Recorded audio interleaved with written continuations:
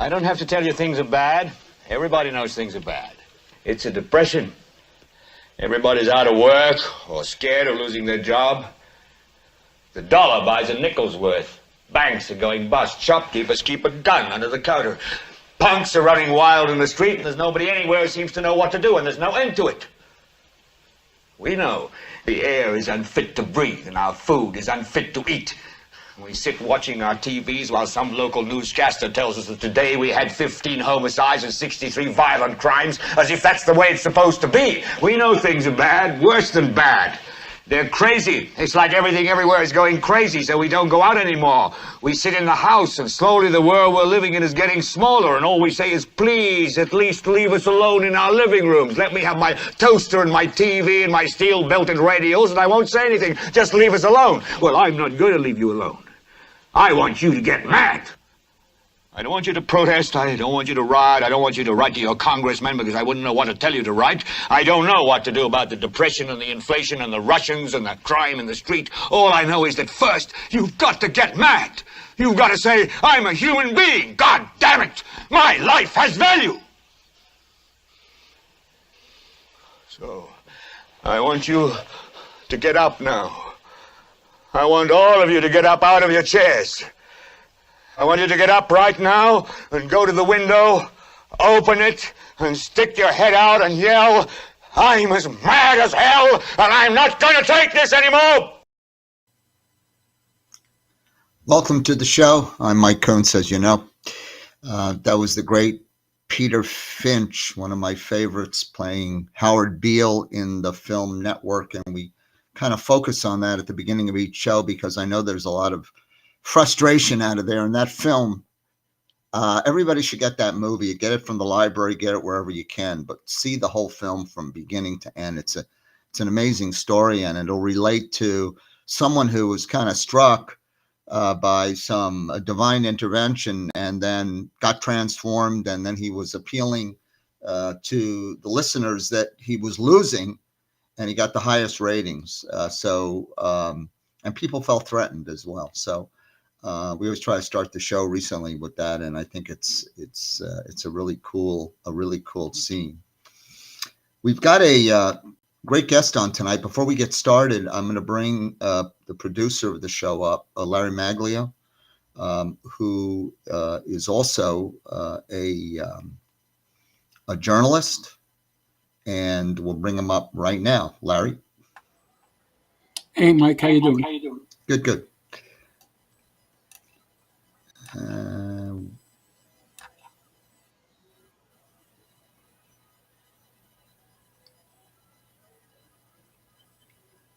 So what's going on? Well, right now I'm having a little technical difficulty. There seems to be a freezing. And you're not up. Now I see you. Oh, I see. It didn't switch into the mode. So but we're up now. Okay, very good. So be that as it may. So I wanted to start the segment tonight by having a talk with you. You know, of course, you're involved with quite a bit of journalism. You're doing journalism for the No Limits USA.us magazine online that anybody can go and see. You just produced an article. And but I wanted to talk somewhat about the current events that are unfolding just in the last few days. Things are moving very quickly, and they're very, very extreme as well. So I wanted to get some feedback as to such things as the bill that was passed by the Congress, which was $93 billion. And I was hoping they would be more prudent considering what's happening, especially with the fact that we have such a debt in this country that's almost 35 trillion. That was one issue that came out. And the other one, of course, is the president, former president, who's now a candidate for president for 24, is now in New York with this case, this frivolous case about misappropriating some funds, writing a check that was supposed to be supposedly a hush money check to Stormy Daniels, who he had met earlier, and now he's being harassed.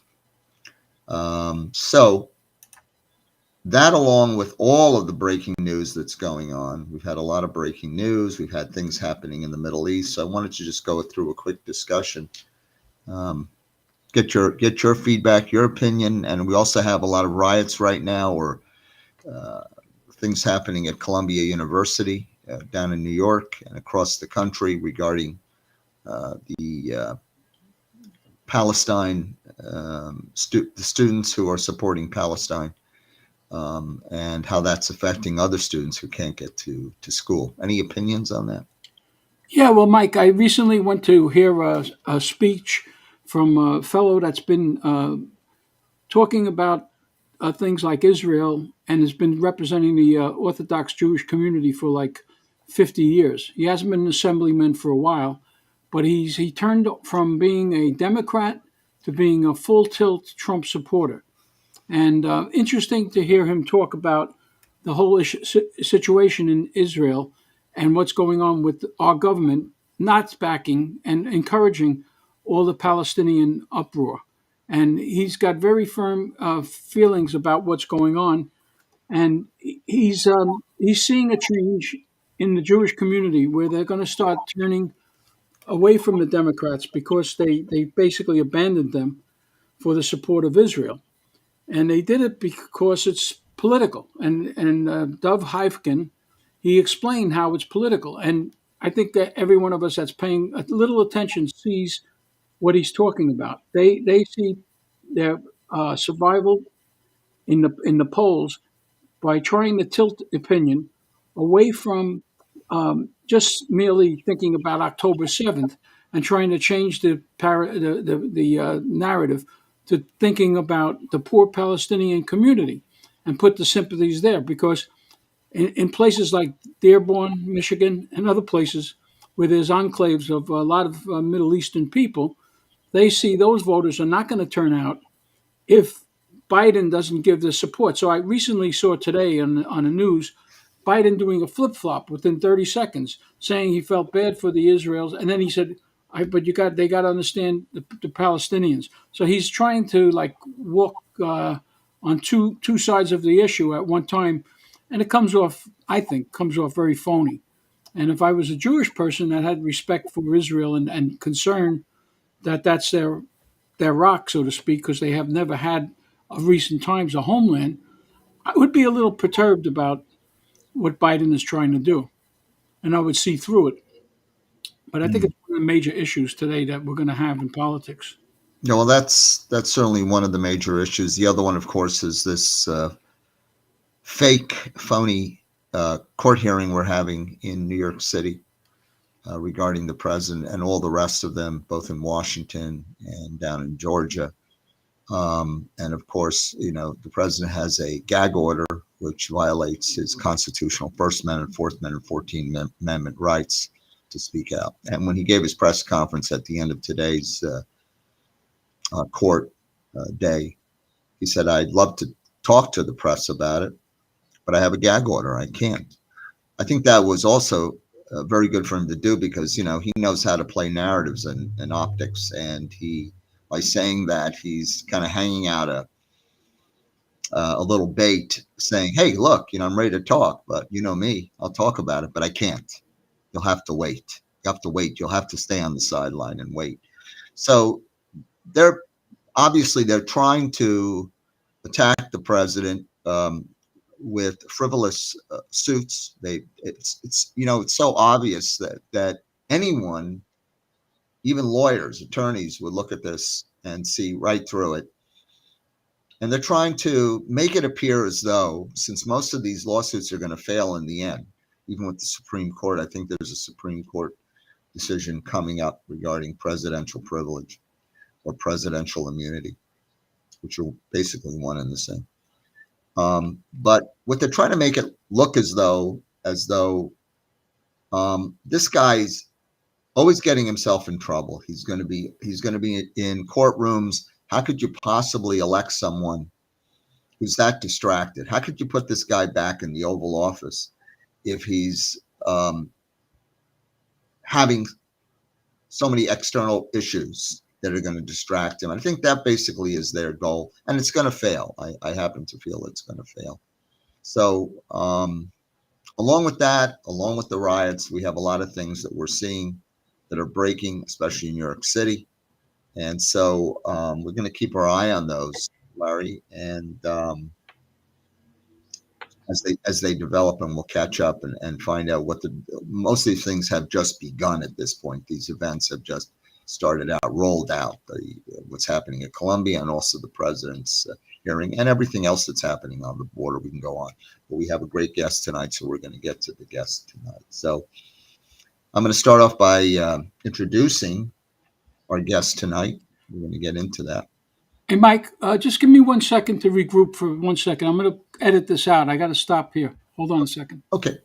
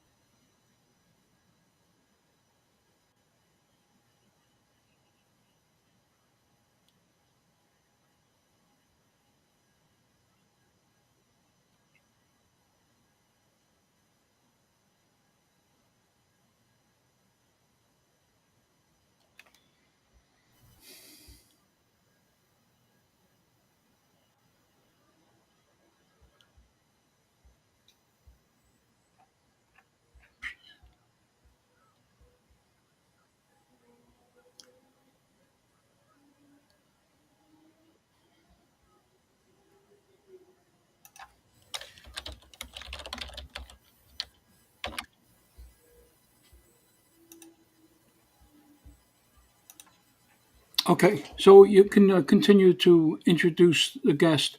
It's going to be recorded, and we're going to be able to edit it. So, Okay, that's um, fine. Yeah, that's fine. So no problem. So let me get rid of this. Okay, so you'll bring me up and you'll go down and we'll go. yeah, yeah. Say, I'll say, I'll say, I'll see you later, Mike. So this, and I'll take myself down. Yeah, we'll probably edit that out. That Yeah, that's no for problem. the purpose of the show. Okay, There's a let me little. just. So you're out. You're freezing. So you're out. Yeah, I got to get out of here. Let's see.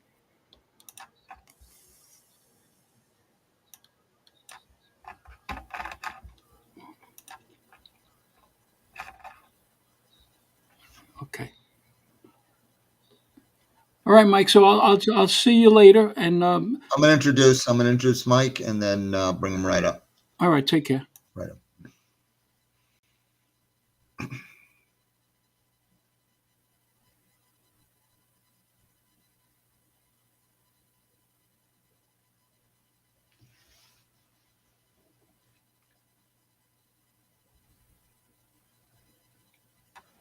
You were frozen. So start. We'll try another start. You were frozen that time. Okay. So we're back. Yeah. So we have a great guest tonight. I want to bring on Mike O'Neill. Mike O'Neill is the author of Faith Over Fear. He's going to give us an account of how he came to write that book. He's had a long history in the armed forces, over 21 years. He went through many, many experiences. He served in Afghanistan, South Korea. He, of course, went to Germany. And we're going to account many of these experiences that he went through and spent quite a bit of time also in Hawaii during the pandemic, although he had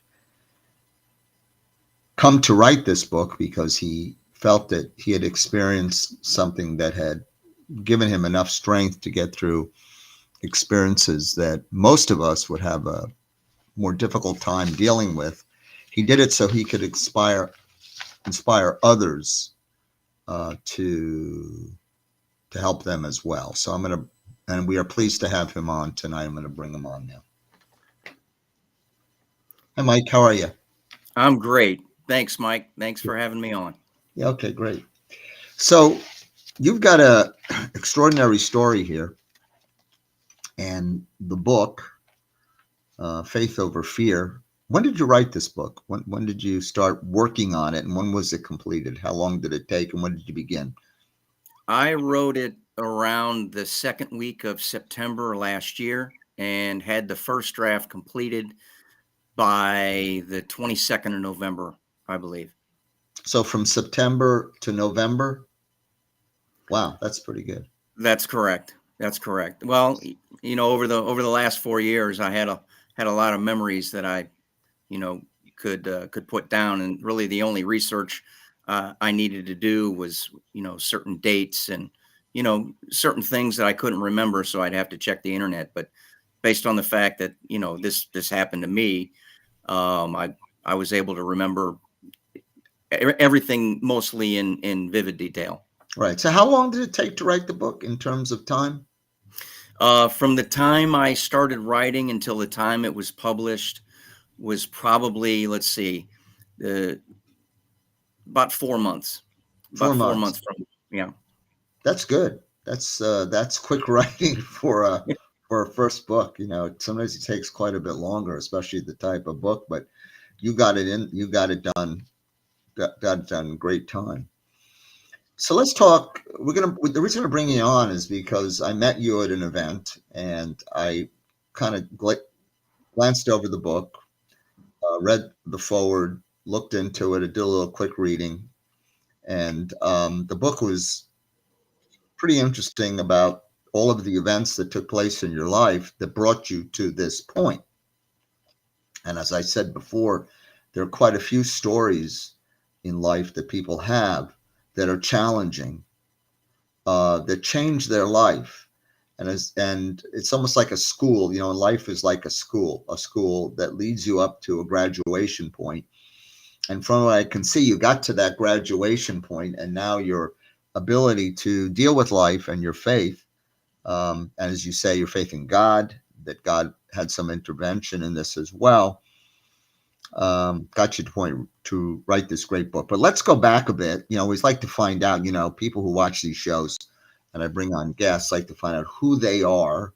And the easiest way to discuss that is where you were first came to be, your family. And I think it was in the 70s and 80s, you were brought up in St. Louis, Missouri. Missouri is a great state as far as I'm concerned. St. Louis used to be a really wonderful city. It's got a lot of issues today, unfortunately, with some crime, but Missouri is a great state. And you had siblings, you had some brothers, and you had family that was in the Navy. And then, as you said, you jumped ship and went to the Army. Tell us a little bit about your early beginnings in Missouri and in St. Louis. What kind of a kid were you? How did you relate to your brothers? Did you get a feeling that you were inspired at that time? Did you get any motivation outside of the norm? I think I always had it in me. People say that military service is a family tradition, and I do come from a family that, served in the military. Now, I was the only one that retired. The rest just did their, couple of year stint and then got out. But back then when I was growing up, I was the baby of the family, and my brothers were 8 and 9 years older than me. So really, by the time I was, 9 years old, they were both out of the house and in the Navy. I was a decent kid. I did get into some things that, I shouldn't have. Sometimes I was pretty sneaky. But I made a lot of friends, and most of the adults liked me. I wasn't too bad, just sneaky, but I turned out okay. My mom and I left my father in 1984, and those were the years that I was about to go into high school. And so I did get into things that I shouldn't have gotten into. I wasn't too dumb. I didn't get a record, as a juvenile. Right. But had I been, You kind of experimented as you were growing up, and you tested the waters in areas that got you some feedback that you may have not made that decision today. I think that's what you're saying. correct. Basically, had I continued down that path and not joined the Army, I probably would have, life wouldn't have been so good, Right. Well, that's a Um, good thing to say. That's good. right. That's not an uncommon story. We have Sure. people on who rose out of the projects, and they spoke about the time when they were lured into juvenile delinquency, and they spent a Mhm. little bit of time in that. But luckily, they ran into either mentors, maybe in sports, and the mentors helped them channel their energy and their feelings into something that gave them a better foundation and strength, and then they went on to do great things. That experience of seeing contrasts and pulled themselves out of the projects, and then did pull themselves up and did quite well, or pursued a career in an area that they felt they can make a contribution. So I think your story is not unlike many who go through that experience in life. Life is a trial and it's a journey. Correct. Yep. And so you spent 21 years in the military. That's I did. Yes. something.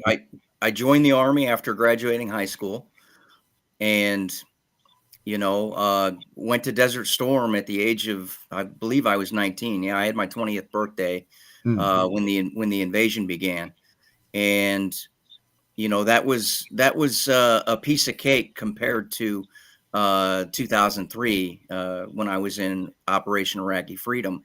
But all my experiences in the Army is really what helped make me today. And in the 90s, I met a woman in Germany. In 1994, we were married and had a child, had a daughter, and they were both with me for the entire time that I was in the Army. Mm, mm. So your experience, Desert Storm, I think, began to unravel what in 1981, if my recollection is correct, or Uh, 1980. I believe the air invasion began. I want to say January 16th, 1991. I'm sorry, 1991. That was Yes, my mistake. I switched 81 for 91. 91, yes.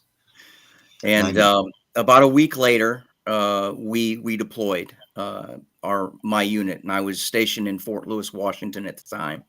I was air defense artillery, so we didn't need the air defense artillery in Saudi Arabia, with the exception of the Patriot missile system, and that wasn't my job. I was on another air defense weapon system, and so we provided guard duty with the Bradley fighting vehicles over in Desert Storm. It was a short one. Our unit was only there for about 3.5 months before we redeployed, and then after the redeployment, I enjoyed an almost 4-year assignment in Germany. Mm, mm. And is that where you met your wife, in That Germany? is, yeah. I met my wife in Nuremberg, and that's where we got married So later on. maybe I know you supplied us with some photographs. I'm going to bring up a picture of your wife and you, I think in Sure. Germany, and we'll try to get that one up. And then we have a few other photographs that you can kind of describe for us. And that was you were there with the QRF, that was the Quick Reaction Force. No, in 2003, Operation Iraqi Freedom, my battalion, my air defense battalion, had duties of providing security for the entire sector of the Baghdad International Airport, Right. and we were assigned to the southern sector. So our group would patrol the inside of the southern sector of the airport, and we would also patrol on the outside, and also be available for quick reaction force if anything outside were to happen in the southern sector, to where we would have to get there and engage the enemy to help friendly forces if need be. Let me back up a little bit so I get the sequence correct. So the QRF was in 2003. Correct. Correct. And so the earlier, the Desert Storm operation, where you with the First Armored Division, what was your experience in Iraq when the war began in 91? Okay, so in 91, our unit actually was in Dhahran, Saudi Arabia. So we provided defense in that sector along the coast. We had a quick training session on Bradley fighting vehicles. I think it was like a week, which normally when training for the Bradley fighting vehicle, it takes a lot more weeks than 1 week. But it was one of those things where we needed boots on the ground, and here's this air defense unit that doesn't have their weapon system, so we're going to train them on the infantry fighting vehicle so they can do their secondary mission of infantry. So we did that and provided, I believe it's been a long time. I think it was 24-hour duty at the guard posts with the Bradleys. And then we move forward to the Quick Reaction Force. That was in 2003. Correct. That was right after we invaded Iraq. Being stationed in Germany, we were supposed to go. We were supposed to be in the initial invasion, but Turkey would not allow the U.S. to cross their borders. So we had to wait until the initial invasion was over with, and then we flew to Kuwait from Germany and went forward from Kuwait. Right. And you state here that you were providing beans and bullets, which is a common expression. Correct. So about halfway through the deployment, um, I had for the first 6 months, I of course was the quick reaction force non-commissioned officer in charge, but the Army, and the Secretary of the Army promoted me to the next level of platoon sergeant. So, as they say, the platoon sergeants provide the beans and bullets. So I would make sure that the morale for the soldiers, and the mission I had then was different. At this point, we had soldiers manning the guard posts on the wall along the western perimeter of Baghdad International Airport. I still loved my guys from my previous organization before I was promoted. So any food that I had remaining, especially on the midnight shift, with the soup and the cookies and the milk, I would make sure to stop by and see if those guys, needed some supplies after I knew my guys were fed. Yeah, we just had a photograph up with the helicopter. If we can Hmm. bring that one up again. Okay. What are we seeing there? Okay, so this here was a little bit later. I was a contractor that supported the United States Army, and the guy in civilian clothes at the end on the right, that's me. This is around 2016. Oh, Um, we yeah, moved up. Yeah. yeah, we moved up a little. That's okay. We can jump around a little bit. Yeah, not a problem. Not a problem. Yep, yep. So, this was our advisory team, the NATO advisory team. We were in Mazar-e Sharif up in northern Afghanistan. That was our helicopter, the Mi-17, which would transport us daily to go to our Afghan advisees, and we would sit with them a few hours a day and train and advise them. And at this point, I was an inspector general advisor for a general officer in the Afghan 209th Corps, who really became a good friend of mine. He was former Mujahideen, fighting against the Soviets in the 80s. And we had a really, really close relationship. I have very fond memories of that time. And the nations that of soldiers you're looking at there are mainly from Europe. You had Germany was in charge of that team. You had Swedes, Finns, Austrians, Turkish, and it was about 19 different countries that were involved in this mission. That was a very proud mission to be in.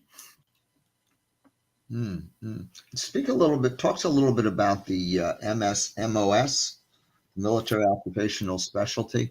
Yeah, the MOS. So my MOS was designated as what they call 14S or 14 Sierra, which is an Avenger crew member. And the Avenger is simply a Humvee with a weapon system mounted on the back of it that fires Stinger missiles. And that's what I was trained on.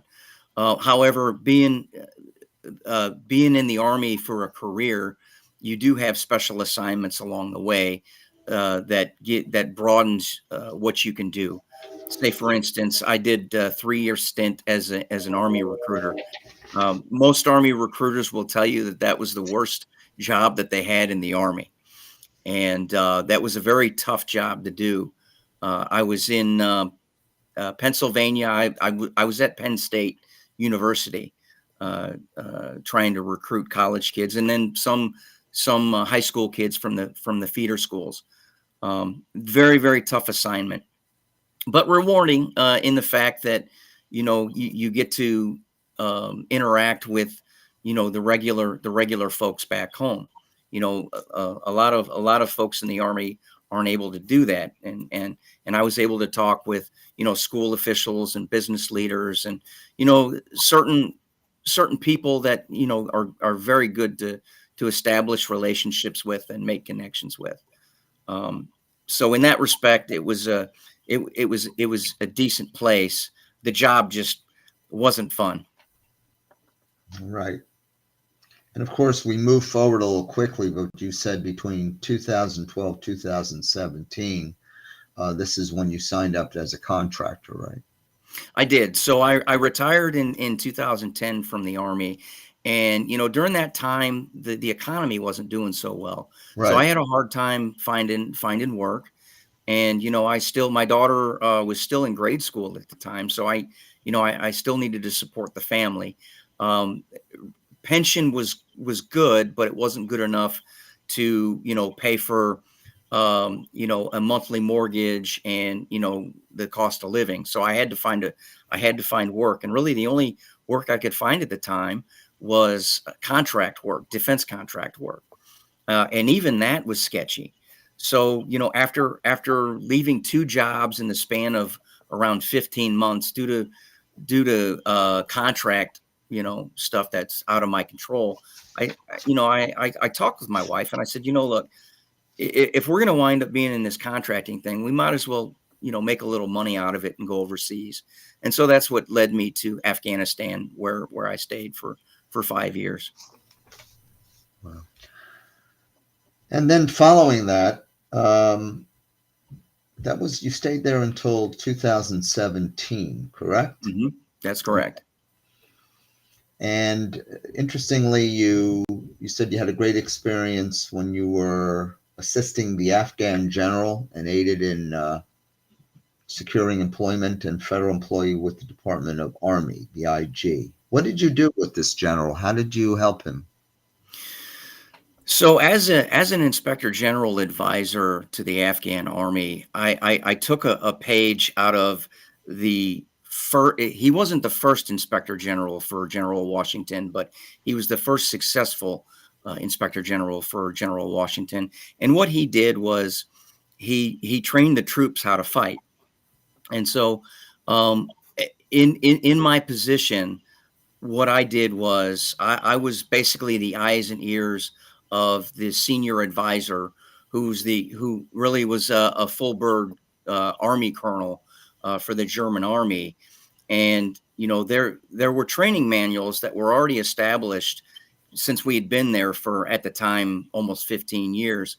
And my advising the senior advisor helped push the advisory team more into training the Afghan Army based on the training manual. And the training manual is set up a lot like the Army training manuals. So I would sit every day with the inspector general, and we would talk how we needed to train these troops, because the Taliban would go on these checkpoints, and they would, the Afghan security forces normally would run away. They were not trained. And I attributed this to the fact that, and I'm not throwing any bombs on any of my comrades, but, 15 plus years of advising, there was a lot of times when advisors would, kind of just sit and drink tea in the office with their advisees. Well, you're not going to get any training done that way. And, when these soldiers, weren't trained, they didn't have the confidence in their skills. And so they would run off.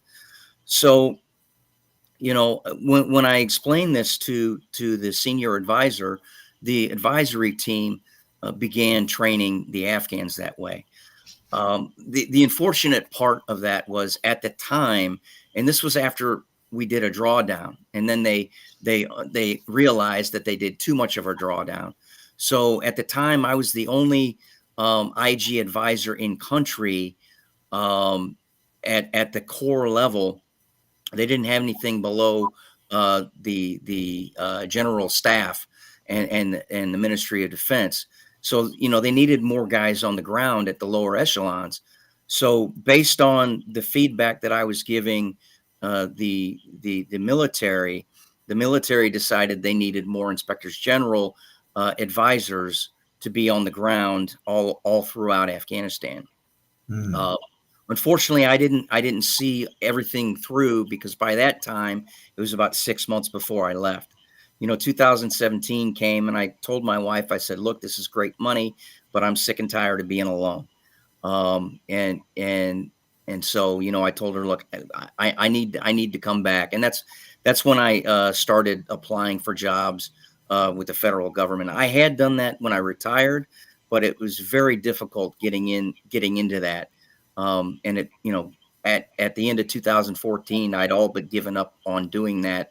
So when I had that experience training the Afghan inspector general on, the U.S. Army model of inspector general, that really put me in a good position to work for the federal government, and that's when the Department of the Army hired me.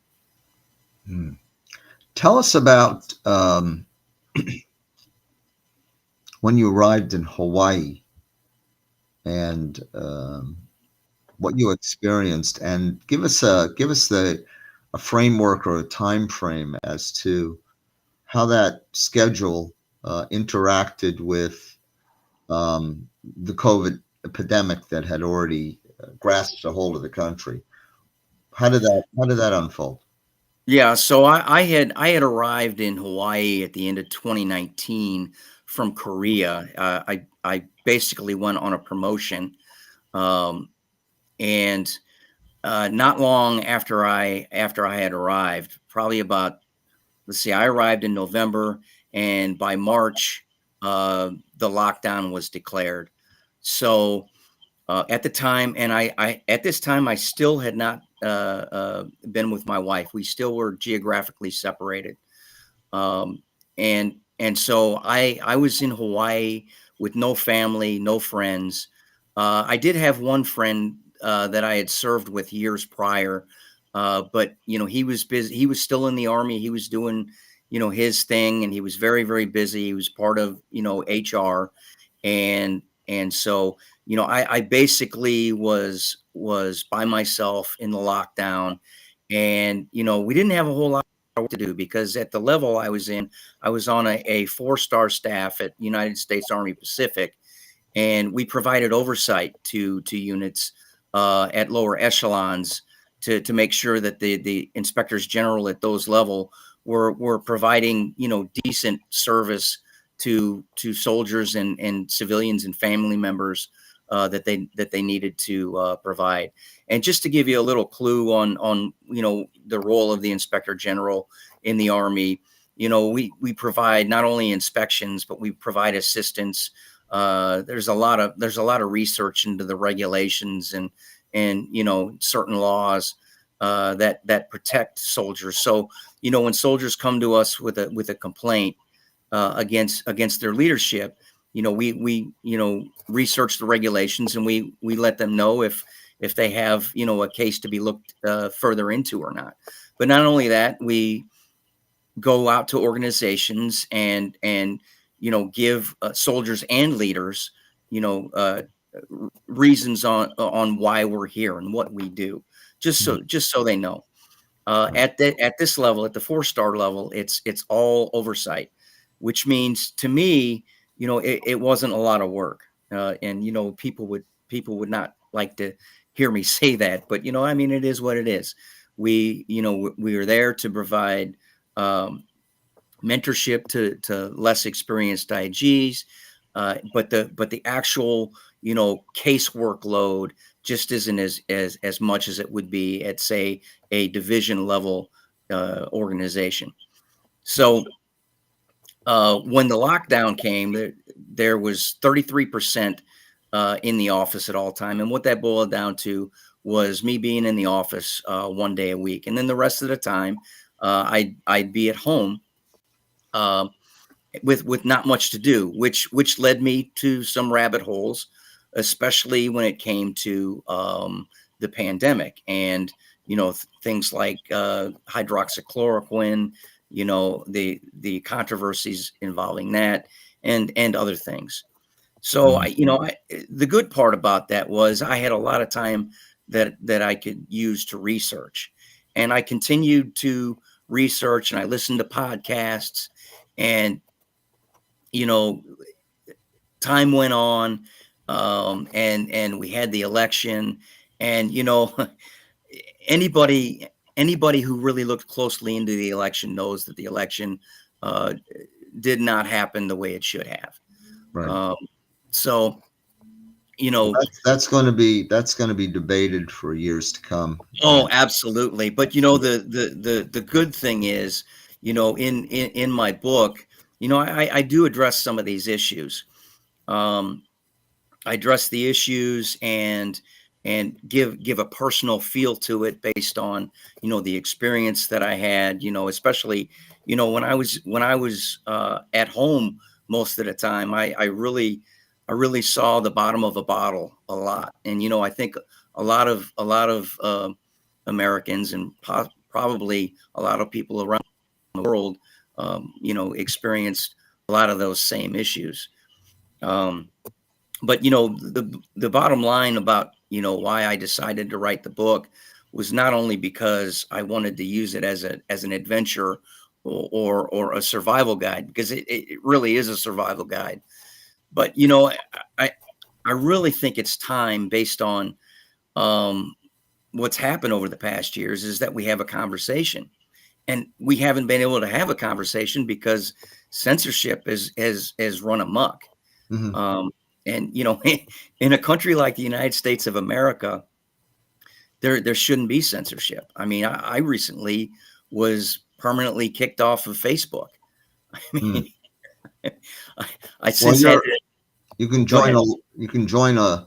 a long group of people who've had that experience, and everything else. They've been kicked off. Remember, I recall before Musk took over, and we got X versus Twitter. Twitter was a big catch-all for people being knocked off Twitter constantly. Right, So right. it's something that we do have the censorship issue, and it's not something that we like. It really infringes on our constitutional rights.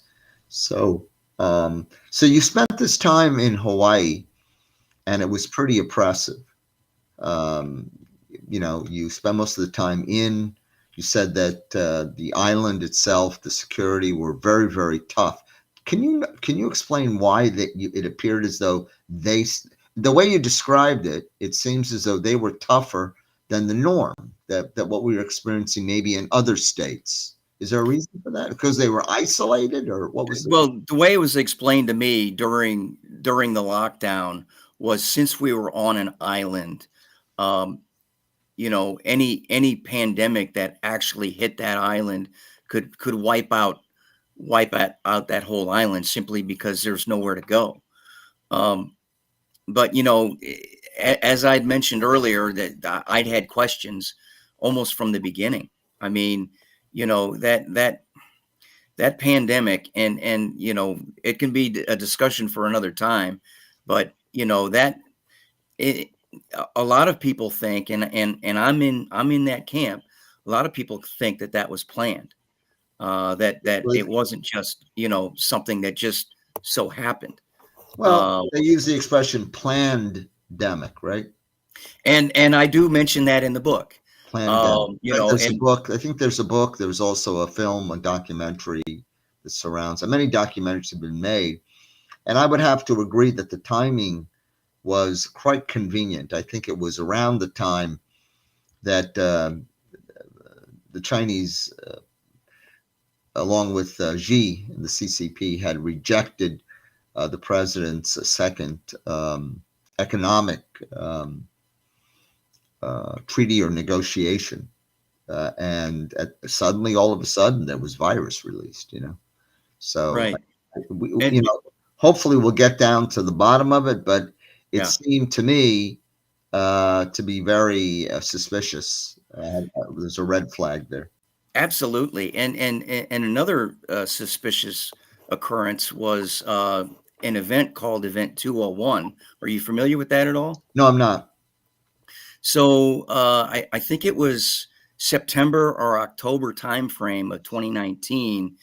Johns Hopkins University had an exercise called Event 201, and it was sponsored by the Bill and Melinda Gates Foundation. Mhm. And what they did was they had an exercise on how to react to a pandemic. And I believe you can even find this. I believe they have a video on this, to where, they had exercises even in misinformation and disinformation. And it's curious that was brought up, because quite frankly, Mike, I don't remember anybody talking about misinformation or disinformation prior to the pandemic. And then now all of a sudden, misinformation and disinformation is everywhere, according to the so-called experts.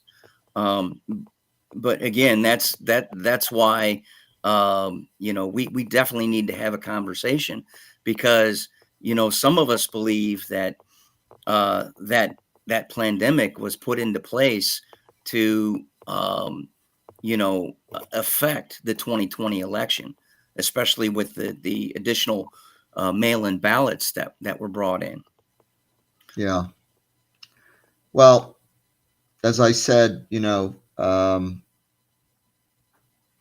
shortly after the election, I took it upon myself to pull together as much information, evidence, and so on and so forth, and wrote a 28-page report, which is published on our website, nolimiTsusa.us. So anyone can go to the site and see that particular page and segment. And it listed every state and all the potential for the voter fraud that took place. I think that as history unfolds, we'll find that the election was compromised. It's a compromised election. There's no question about it, in my opinion, in my humble opinion. But I did quite a bit of research on it, that it didn't make sense. It didn't make sense on many levels. Technically, it didn't make sense. It also just didn't make sense in terms of historical averages for an incumbent president to have received as many votes as President Trump did, and actually did an average of between 13 and 15% higher than any incumbent since LBJ, and didn't make any sense at all. The numbers don't add up. The numbers don't add up for incumbents. There's an average that they use for incumbents, and he did way above the average, the combined average. So time will tell on that. You spent a little time in Korea also, right? I did actually, and I was on my way back to Korea. Korea,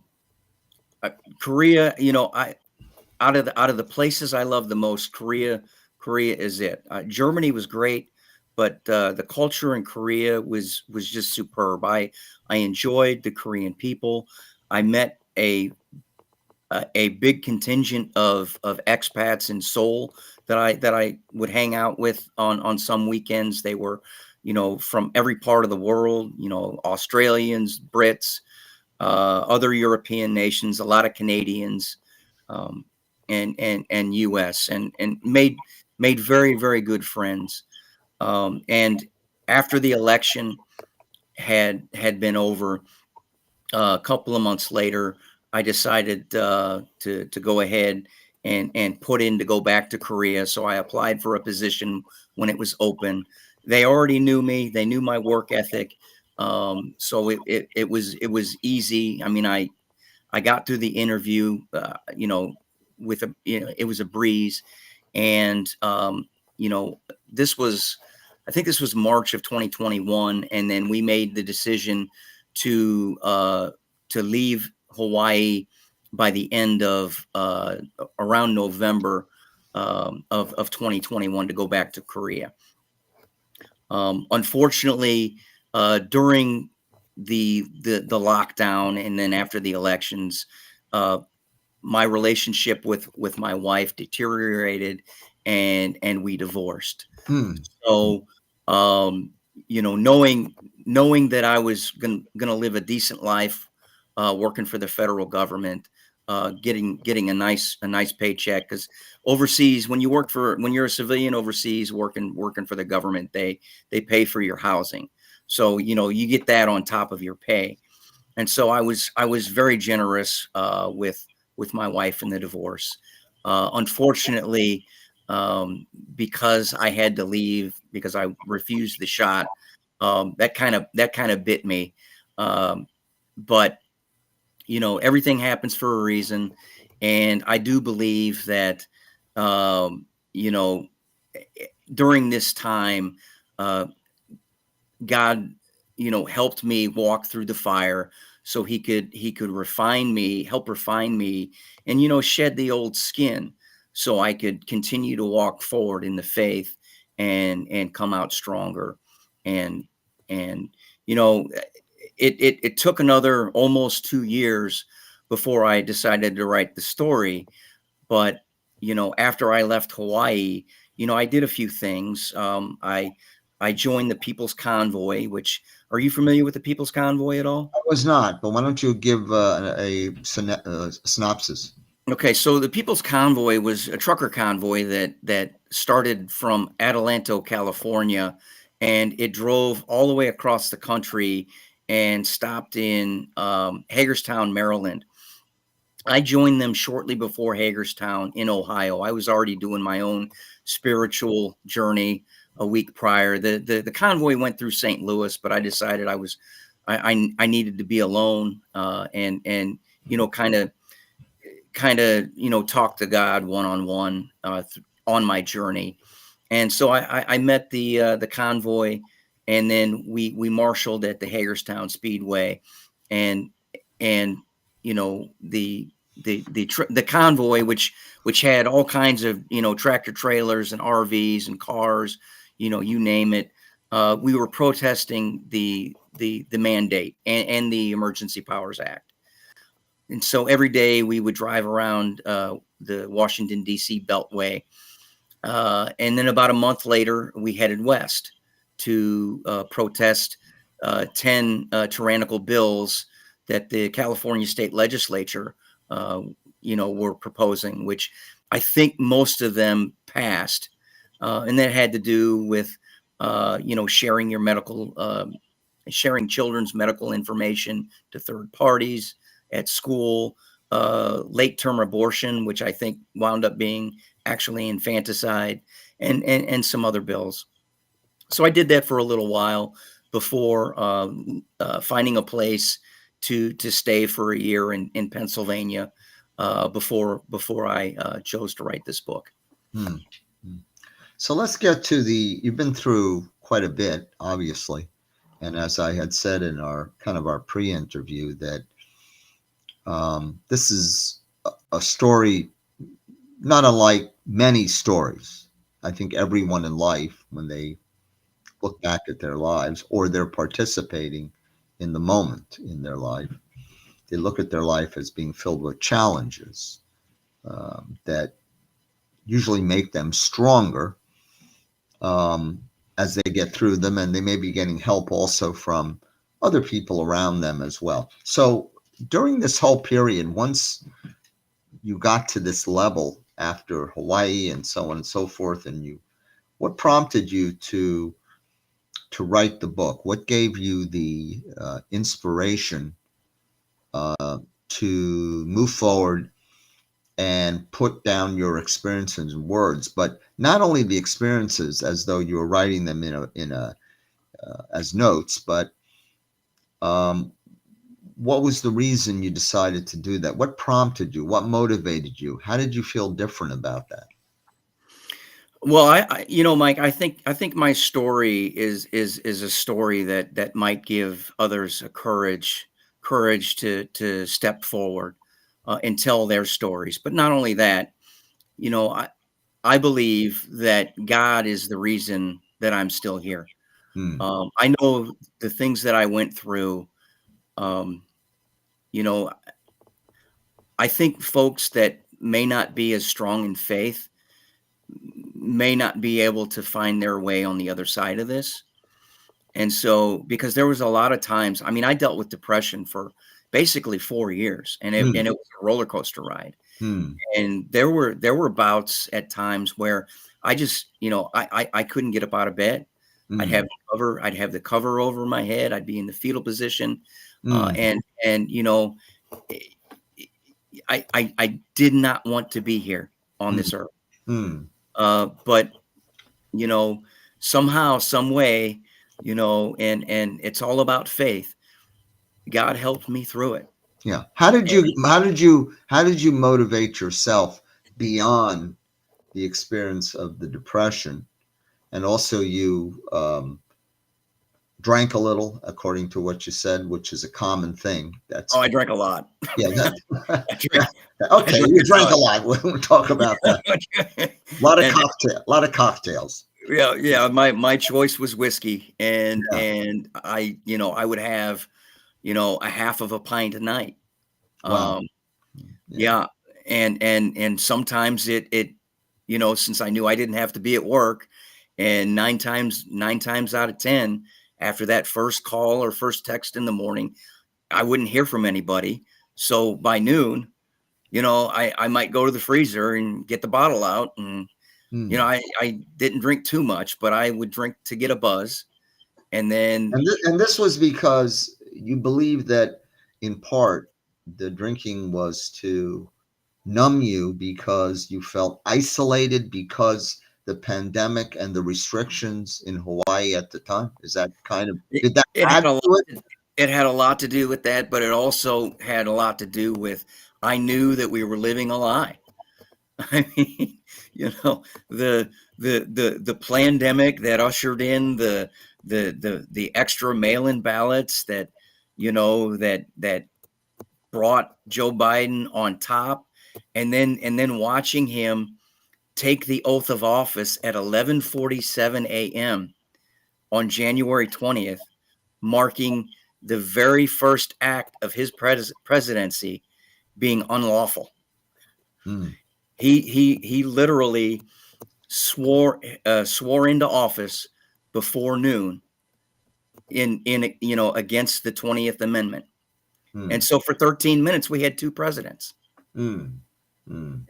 I'm glad you So brought that to the fore. I recall that briefly, but I didn't hold on to that memory. But now that you mentioned it, yeah, that's true.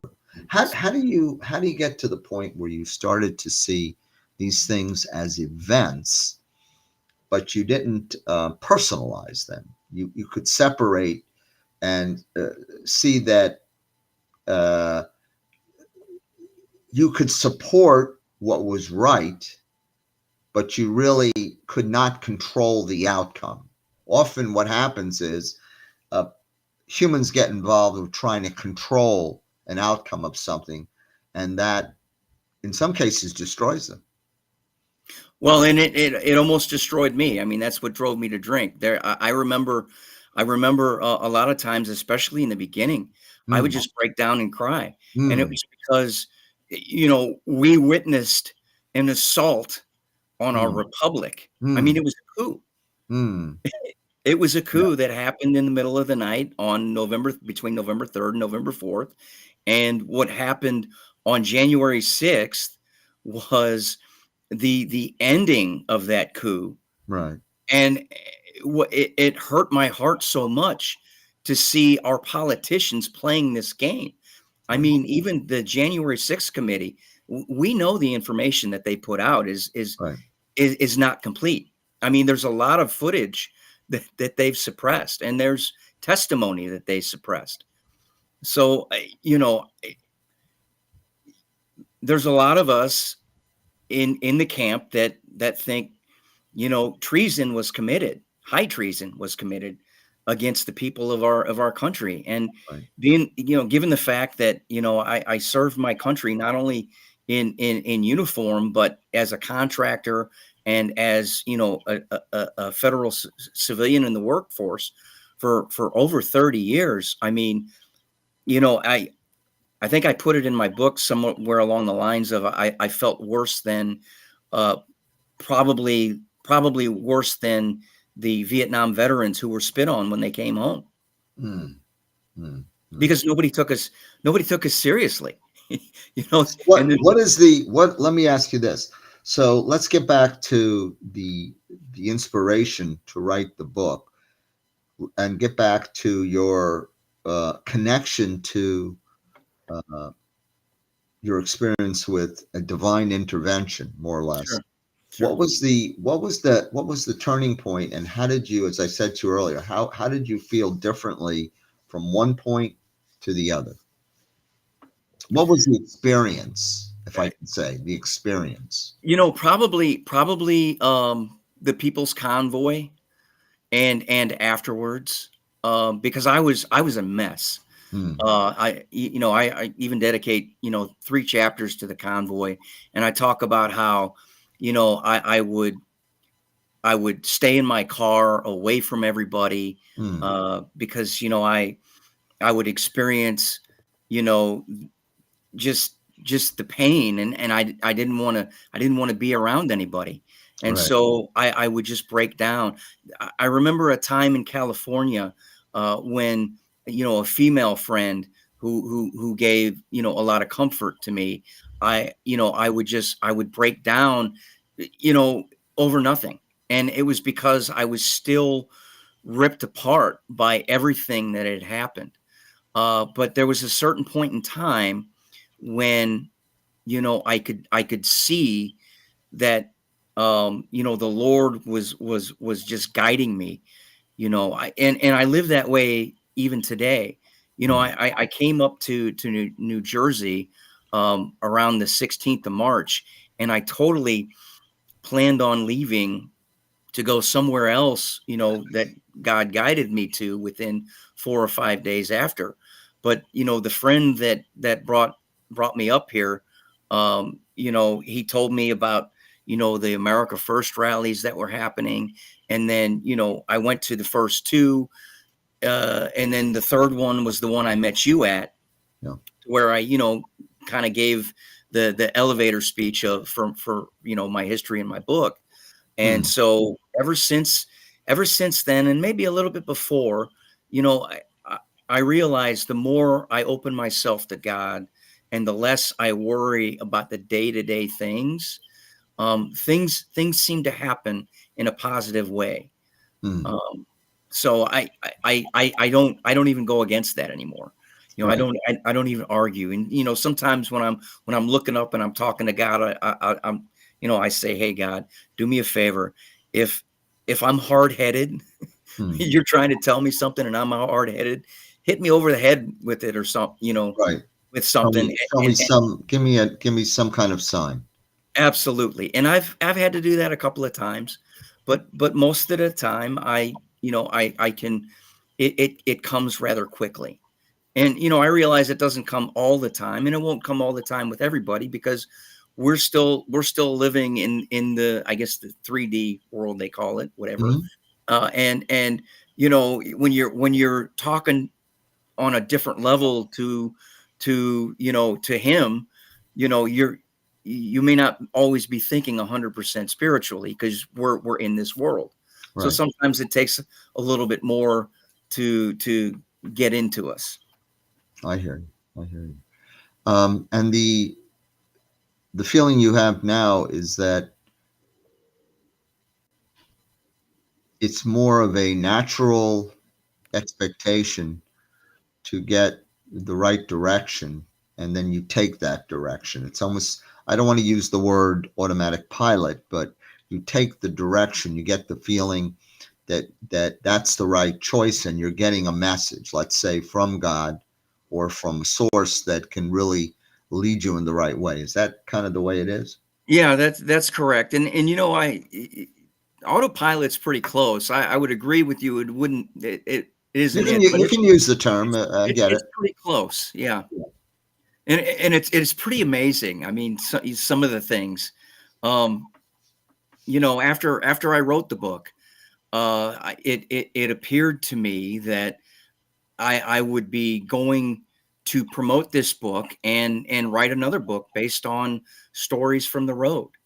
Mm, So, so far, when I first left, I went to New Hampshire and was there for a few rallies, met a good guy by the name of Edward X. Young, who I'm still hanging out with now.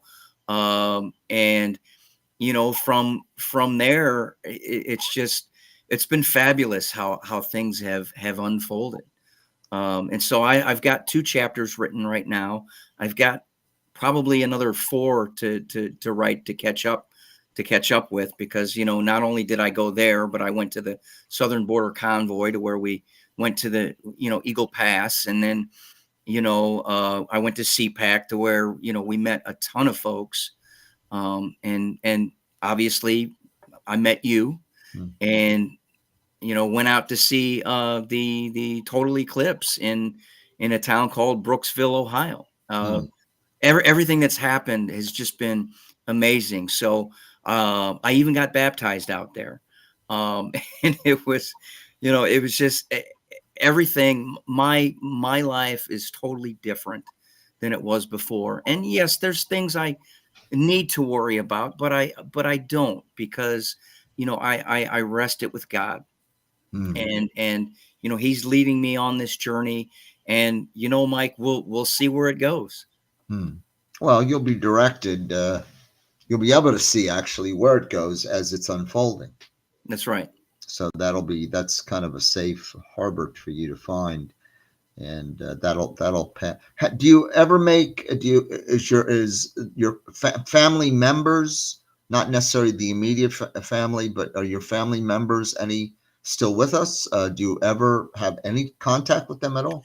I have contact with a cousin of mine back in St. Louis. I stayed with my aunt and uncle to write the book. I was very grateful for that, because during that time period, I didn't have to spend any money. So I stayed in Pennsylvania for a year, working at an international paper box factory. It was hellish work. I mean, being 53, I was doing a job that was fit for somebody in their mid 20s, Right. and it really did a number on my body. But Wow. I was able to stay with an old commander of mine's mother, who I gave some money to, for rent and for food and stuff like that. But I was able to amass about 20 grand, so I could take some time off, do the book, and then go out and promote the book, because I really feel that the book, and maybe it's because it was written so quickly, it was done with help from the Holy Spirit. I even Mm. write in the book, in one of the chapters, I forget which one, it might be the fifth, maybe chapter 5. I mentioned, I don't know where this is going to go, but I know it's going to be a good story. My whole thing was, there's a lot of stuff that happened that wasn't even in the book. But if I write a 500-page book, who's going to want to read a 500-page book? Yeah, So that's a lot. right, right. That's So it's 300 pages, but out of those 300 pages, I think there's around 40 or 45 that are pictures at the end of each chapter. So I have pictures of my journey, and I have snapshots of certain documents at the end of some chapters, which I think the readers will be very interested in reading. yeah. Tell me just briefly about David Dorn's wife. David Dorn obviously was the retired captain who was pretty viciously murdered by looters during the riots that we had in the country in St. Louis. He was helping out a friend, and he was acting as a security person, and he was trying to control the looting in that store and in the area, and he was shot and left for dead, actually, on the ground there. How did you come across Miss Dorn? I know her name had come out quite often shortly after her husband had been murdered, really, or killed. So how did you get to know her? So I had gained employment for a short period of time, in St. Louis, with a company called the McAfee Institute. Josh McAfee was the CEO, and he was a former police officer, and he was a vice president under Bezos at Amazon for a time, and studied under John C. Maxwell. Ann was a friend of his, and we met one night when there was a gathering of dinner at a steakhouse in St. Louis, and Ann and I sat next to one another, and we had a great conversation all night. And we met a couple of other times as well. And I ran into her again after the People's Convoy with the organization I was telling you that we were attempting to start up, called Take Action USA, to where I knew Ann would be a good trustee for the organization. So I approached her and I asked her about it. And a couple of weeks later, she was interviewed by the other trustees, and so for a time she was with that organization. Unfortunately, due to the fact I needed to, make a living, I wasn't making any money. This was all volunteer work. I had to separate myself from this organization, and I don't think the organization's taken off yet. Yeah. But at some point of time in the future, I think it'll probably take off. It's a decent organization that would be a big help to the country, and it's a discussion for another time. Yeah.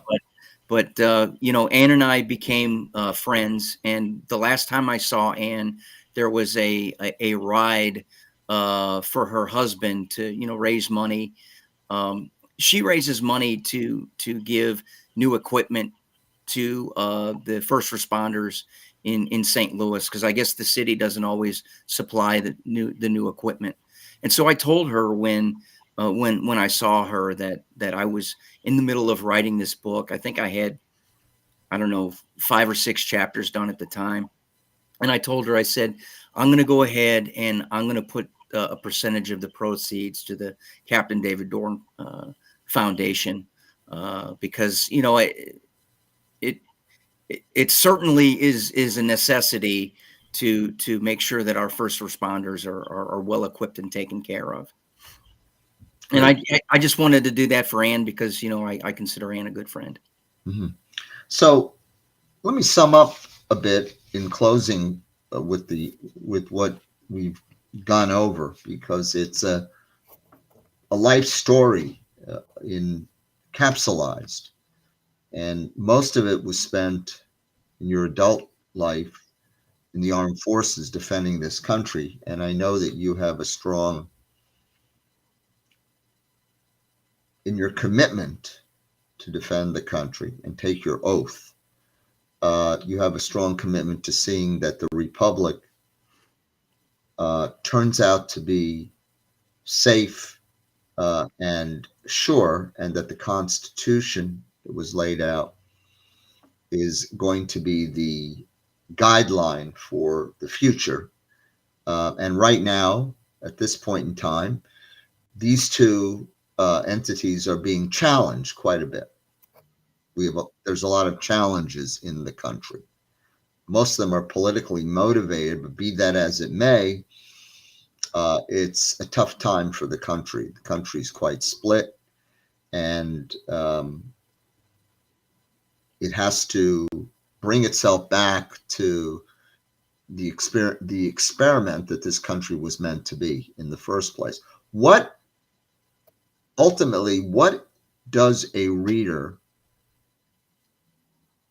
bring away from the book, that whether the person is going there because they're looking for an inspirational book, or they just grab the book and they like the content and they want to see what it is your journey was about. But ultimately, whether it's one or the other, someone who's either looking for help or someone who's looking for a good book to read, a real life experience, what is that reader supposed to take away?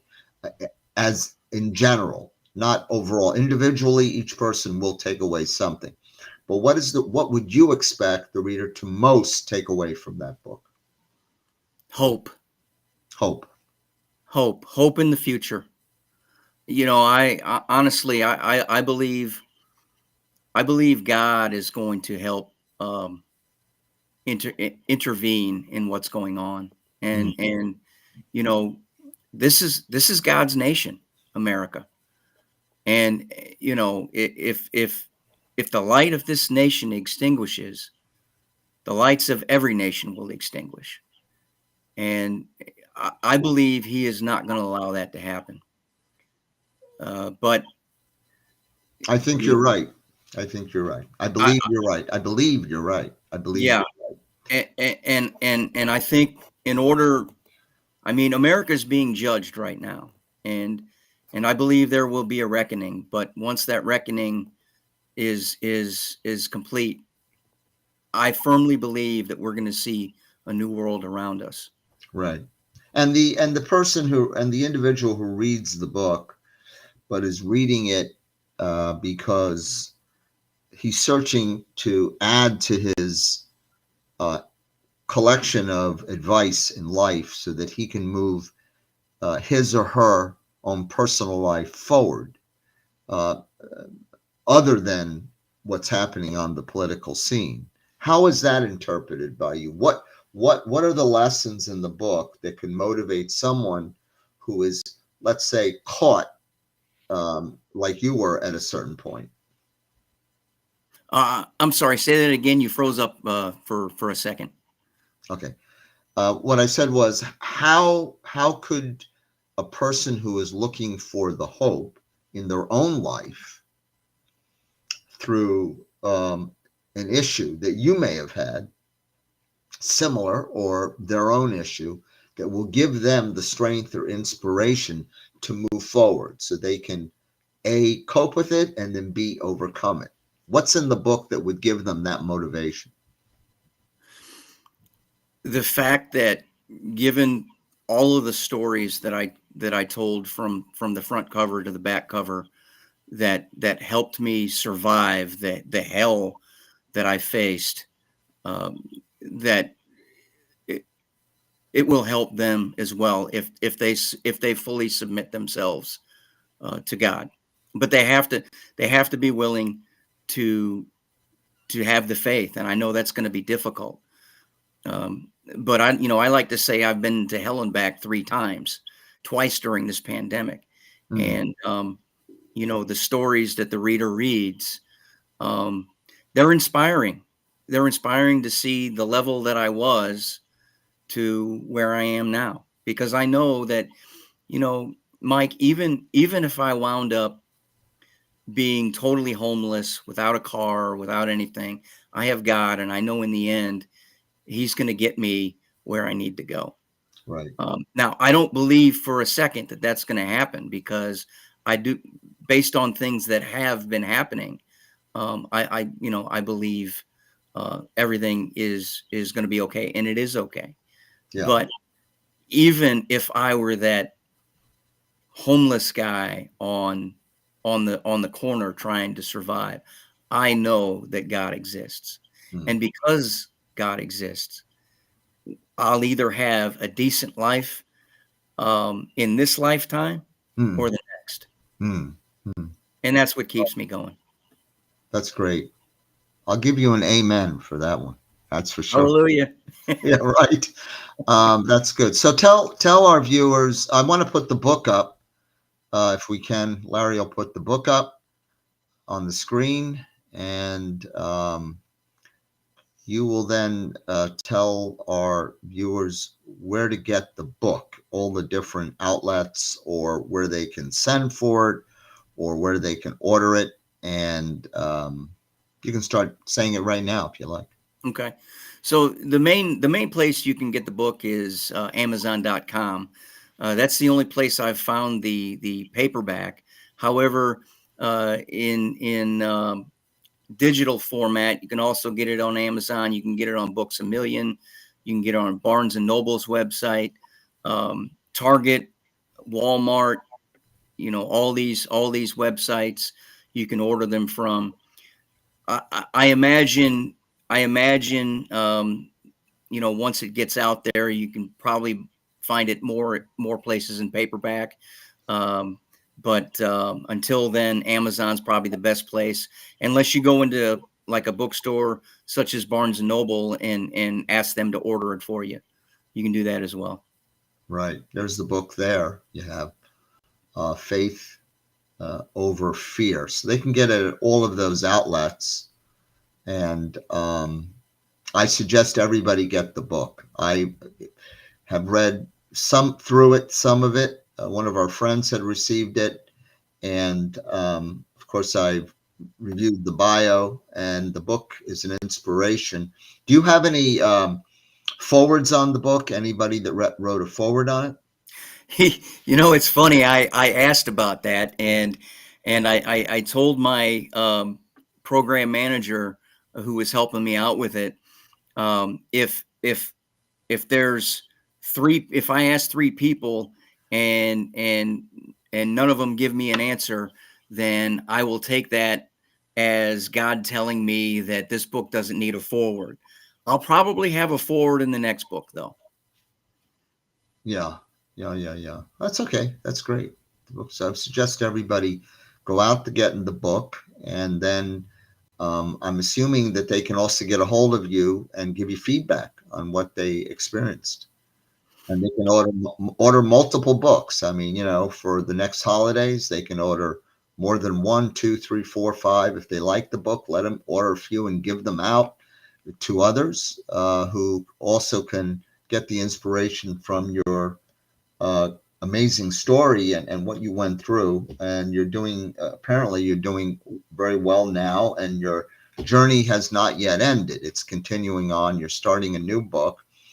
And when you're finished with that, we'll bring you back to talk about that book as well. So I was very pleased to have you on tonight. We're going to get this show together for you. We're going to do a little editing, and we're going to put it together, get you a copy, and then we're going to get it out so others can hear your inspirational story. Great. Thank you so much, Mike. So Michael O'Reilly, O'Neill, thanks for being on tonight. Thanks for being on the show. We really appreciate it. Thanks for having me, Mike. I really appreciate the time. And we're going to go out with a group that you requested, and so we should be hitting that pretty soon. Alrighty.